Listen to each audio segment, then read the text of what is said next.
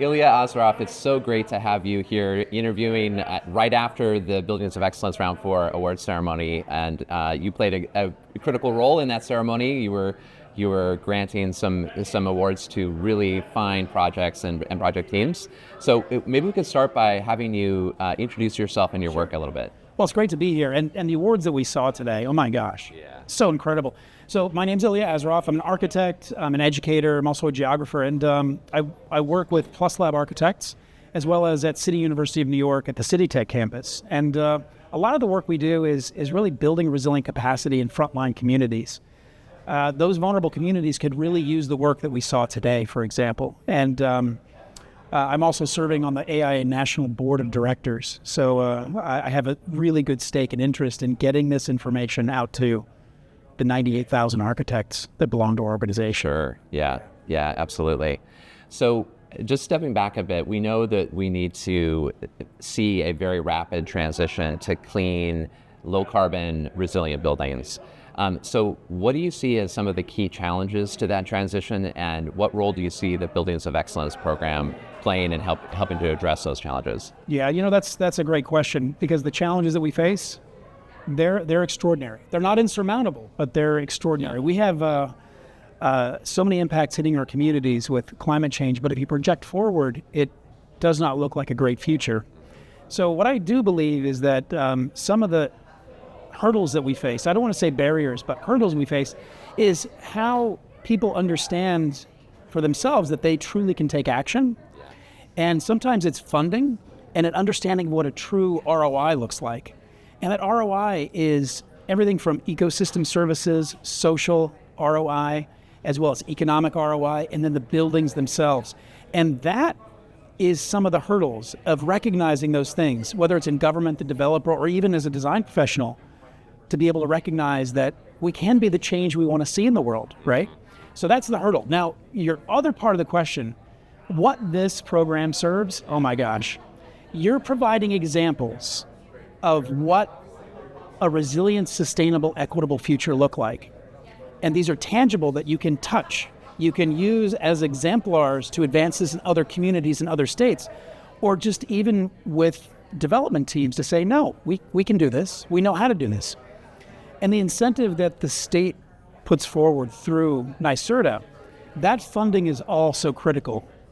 It's so critical because to get over that hump, to make that connection between can we do this and what is the cost, that bridge, that small bridge with the technical assistance that is given by NYSERDA is a game changer.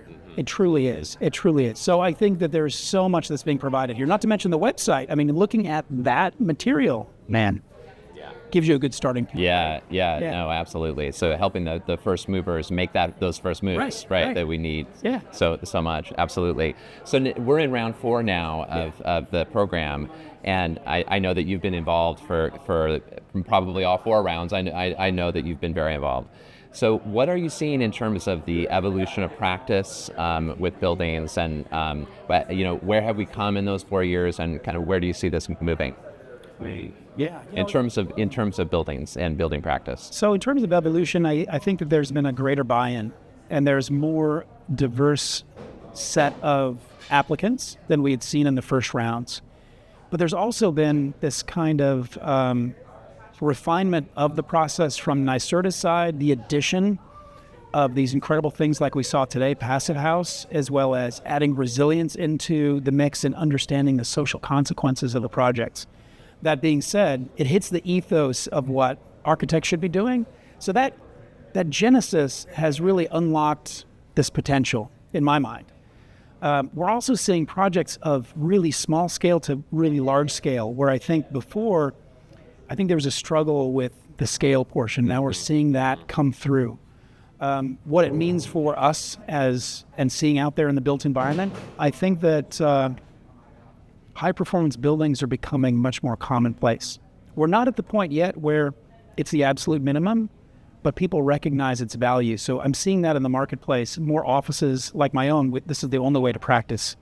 So I think that advancement on ability has been exceptional. And only in a short amount of time. If we're in 4, now we're heading into 5 years. In a 5-year period, with an investment strategy from the state, you've seen this proliferation. Today, the audience was enormous. We were at capacity. That tells you the interest. So I think there's even more to be said on that. My goodness. Yeah, absolutely. Yeah. Well, Ilya, this has been really amazing.